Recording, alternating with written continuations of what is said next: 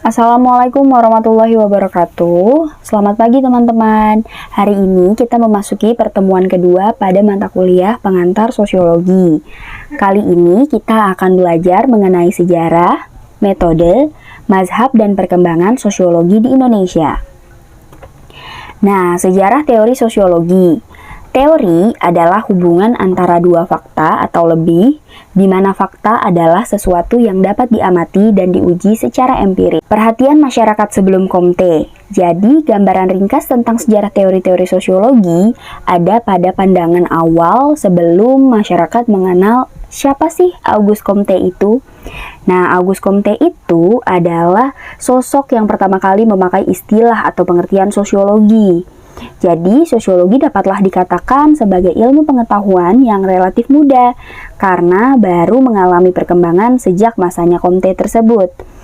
Nah, Plato, Aristoteles, Ibnu Khaldun, zaman Renaissance, Hobbes, John Locke, J.J. Rousseau, dan Saint-Simon adalah sosok-sosok ahli yang berpandangan sebelum adanya Comte, di mana pandangan dari Plato bahwa masyarakat itu secara sistematis dengan merumuskan teori itu berdasar pada masyarakat yang mencakup bidang kehidupan ekonomi dan sosial gitu.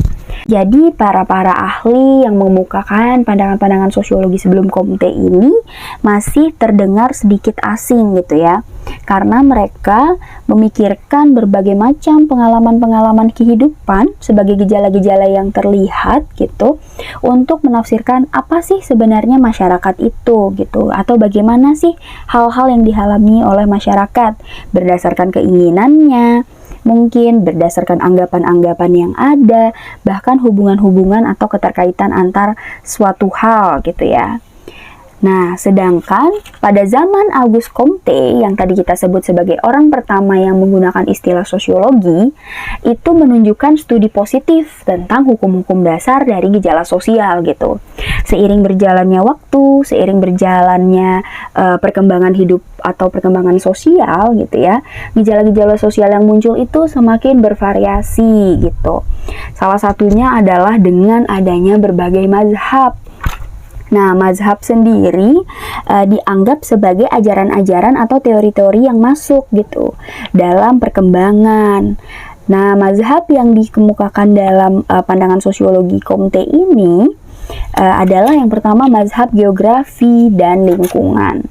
Mazhab geografi dan lingkungan ini adalah mazhab yang berpandangan bahwa masyarakat bisa berkembang apabila ada tempat berpijak dan tempat untuk hidup gitu, di mana faktor-faktor geografis dan lingkungan berpengaruh terhadap masyarakat.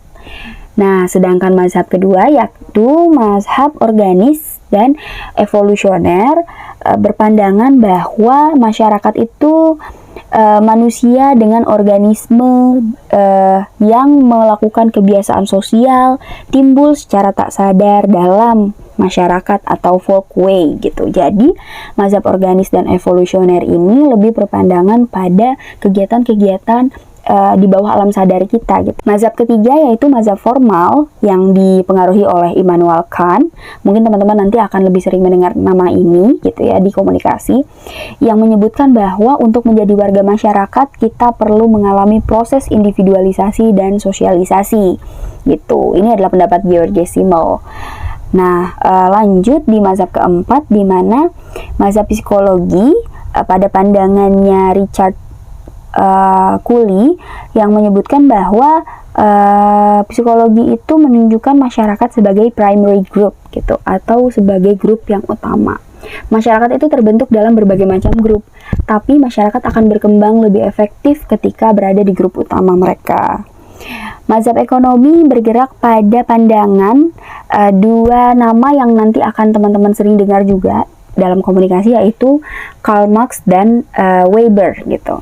Yang dimana Karl Marx mengucapkan bahwa metode sejarah dan filsafat itu digunakan untuk membangun suatu teori perubahan gitu ya. Weber menyebutkan juga bahwa sebenarnya mengungkapkan tipe ideal aksi sosial itu hal yang wajar gitu, karena Perkembangan-perkembangan 4 tipe ideal hukum ini digunakan dalam pandangan untuk melihat bagaimana latar belakang pendidikan di bidang hukum masuk ke dalam mazhab ini gitu. Ada hukum irasional yang bersifat material, ada hukum irasional yang bersifat formal, dan ada hukum rasional yang bersifat material, serta hukum rasional yang bersifat formal gitu ya. Nah, yang terakhir ada mazhab hukum. Mazhab hukum ini, pandangan dari Durkheim sendiri menyebutkan bahwa hukum yang dihubungkan dengan jenis-jenis solidaritas itu ada dalam masyarakat. Nah, beberapa mazhab ini adalah pandangan atau teori yang muncul sesudah Comte mulai menerapkan pengetahuannya terhadap ilmu sosiologi. Nah, dalam sosiologi juga terdapat metode-metode gitu yang biasa digunakan. Nah, metode-metode ini digunakan untuk mengkaji atau melihat sisi keilmuan dalam pengetahuan. Yang pertama ada metode kualitatif gitu. Metode kualitatif ini apa sih? Jadi metode kualitatif ini adalah penelitian gitu ya, proses uji di mana bahan yang diambil sukar diukur dengan angka atau eksakta gitu. Tapi secara nyata terjadi di masyarakat. Nah, misalnya ada pada metode historis. Di mana metode historis ini merupakan analisis atas peristiwa dalam masa silam untuk merumuskan prinsip-prinsip umum gitu. Mengacu pada proses sejarah, misalnya, mengacu pada proses perkembangan di masa lampau. Nah, selanjutnya ada pada metode komparatif. Metode komparatif ini merupakan metode yang mengembangkan tentang perbandingan antara bermacam-macam masyarakat dengan berbagai bidang untuk memperoleh perbedaan atau persamaan serta sebab-sebabnya gitu. Jadi metode komparatif ini berperan lebih besar ketika bisa menunjukkan apa sih perbedaan atau apa sih persamaan yang muncul gitu. Jadi bisa mempunyai tugas untuk melihat tingkat peradaban yang berbeda ataupun tingkat peradaban yang sama dalam sebuah masyarakat gitu ya. Nah, metode yang terakhir adalah metode studi kasus atau case study. Teman-teman akan mempelajari metode-metode ini di metode penelitian komunikasi juga nanti. Nah, salah satunya case study ini paling banyak digunakan ketika bertujuan untuk mempelajari tentang sedalam-dalamnya salah satu gejala nyata dalam kehidupan bermasyarakat gitu ya. Biasanya case study ini difokuskan pada studi-studi khusus atau pada kasus-kasus tertentu yang menarik untuk dibahas. Contohnya misalnya pada perkembangan teknologi yang bergerak di masa pandemi gitu ya. Metode lain yang juga bisa digunakan adalah metode kuantitatif. Metode kuantitatif ini yang bisa diukur dengan angka, dengan menggunakan skala, indeks, tabel, dan juga formula. Biasanya menggunakan rumus-rumus statistik dan sosiometri. Nah, selain dinilai berdasarkan metode kualitatif dan kuantitatif, sosiologi juga bisa dinilai berdasarkan metode pada penjenisannya, yang ada pada pandangan deduktif dan juga induktif. Nah, pandangan deduktif ini berdasar pada hal-hal yang bersifat umum, kemudian hal-hal yang bersifat khusus, sedangkan yang induktif berdasarkan pada hal-hal yang khusus, kemudian diambil generalisasinya gitu, diambil pandangan umumnya. Nah, perkembangan sosiologi di Indonesia juga dimulai dengan beberapa hal yang mendasar. Permulaan sosiologi di Indonesia itu ada pada ajaran Ki Hajar Dewantara, pelopor utama pendidikan nasional yang dengan konsep pendidikan kepemimpinannya menunjukkan bahwa kepemimpinan dan kekeluargaan itu dipraktikkan dalam organisasi pendidikan yang beliau pimpin, yaitu Taman Siswa. Selain itu, ilmu-ilmu sosiologi itu muncul pada sekolah tinggi hukum atau yang dulu sering banget disebut dengan Rechtshochschule, yang sebagai lembaga perguruan tinggi yang ada pada Perang Dunia Kedua atau sebelum Perang Dunia Kedua, berhasil memberikan kelas sosiologi gitu. Jadi kelas-kelas sosiologi ini muncul pada sekolah tinggi hukum tadi sebagai keilmuan gitu ya. Nah, selanjutnya sesudah Perang Dunia Kedua, perkembangan sosiologi di Indonesia semakin pesat gitu. Salah satunya tokoh yaitu Sunario Kolopaking memberikan kelas sosiologi di Akademi Ilmu Politik di Yogyakarta pada tahun 1948.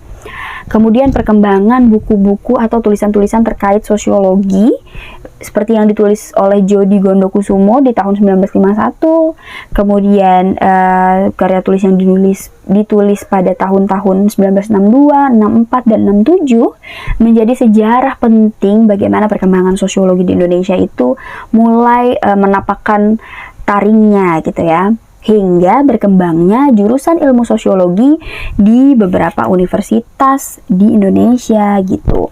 Salah satunya ada Fakultas Sosial dan Politik di Universitas Gadjah Mada, Fakultas Ilmu Sosial di Universitas Indonesia, dan Fakultas Sosial dan Politik di Universitas Pajajaran.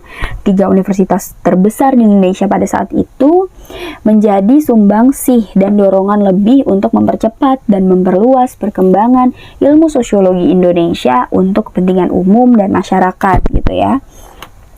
Nah, penelitian-penelitian sosiologis di Indonesia saat itu belum mendapat tempat yang sewajarnya karena masyarakat masih terlampau percaya pada angka-angka yang relatif mutlak gitu. Jadi orang-orang masih percaya pada konsep metode kuantitatif daripada kualitatif.